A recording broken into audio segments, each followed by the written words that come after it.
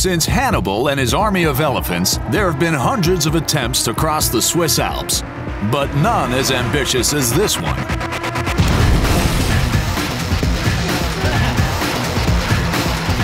When it's finished, the Gotthard base tunnel will be the longest and deepest in the world, 35 miles long and 8,000 feet below the highest peaks. But it won't be finished for a while. They've been digging for 10 years, and they've got another 10 to go. They're almost at the halfway point, but not quite, and they're running into trouble.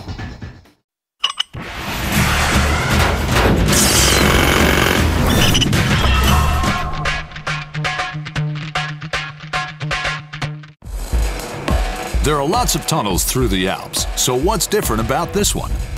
Most mountain tunnels start at altitude.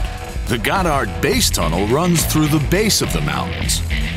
The pressure from above is far greater, squeezing down on the tunnel, making the job of the engineers much harder, and the work of the miners more dangerous.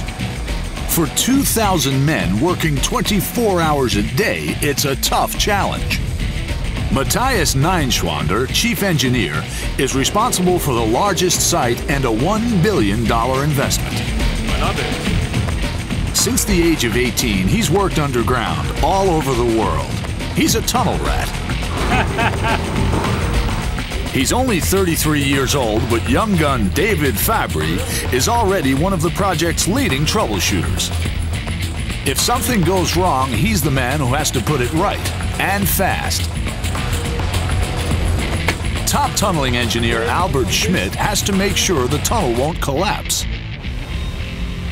He's working a section with the worst geology and fighting a constant battle to hold back the mountain.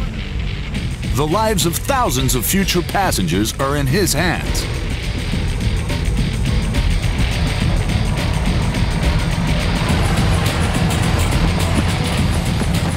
The Gotthard is the toughest and longest job any of them have ever worked on. I've never been bored one single day in my job here. Because it's interesting, it's fascinating.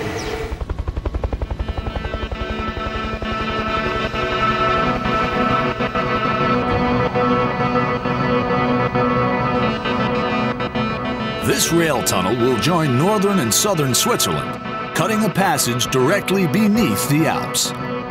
It'll create a new route that will allow high-speed trains to travel from Zurich to Milan in 2.5 hours. The Gotthard Massif is an enormous pile of rock. Today, the only way to cross it is on heavily congested roads or on a punishingly slow train. Freight vehicles crowd Alpine highways, and every year the jams are longer. Switzerland's clean air and beautiful landscapes draw millions of tourists every year. But pollution is on the rise. The new tunnel promises to ease traffic congestion and reduce pollution. It'll cut the journey time through the Alps to 13 minutes. Freight will go by rail and the roads will flow freely. But the Alps are a geological monster, and drilling through them isn't going to be easy. Albert Schmidt has been battling some of the toughest rock conditions over the last few years. We have different kind of rock conditions. We have quite hard rock conditions, a good rock on the right side, and we have soft rock, destroyed rock on the left side. Hard rock is relatively easy to tunnel through, but soft rock is a nightmare. On this side we have just very poor rock conditions. The Gotthard is running deeper than any other transport tunnel in the world. In some places, the tunnel has over 8,000 feet of rock above it.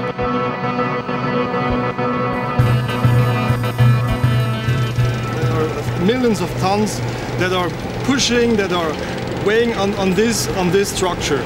And when we take out all this material, all this rock, this huge amount of rock out of the mountain itself has to make a reaction. And it did react.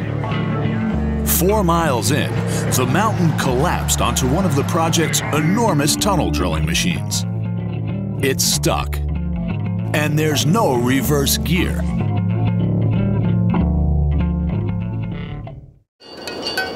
Beneath the Swiss Alps, construction continues on the longest tunnel in the world, all 35 miles of it.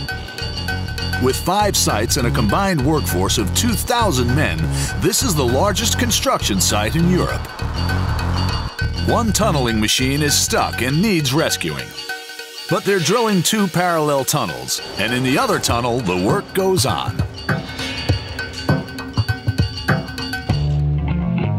It's dawn, and on a project that never sleeps, a shift is preparing to make the journey to the tunnel face. Never so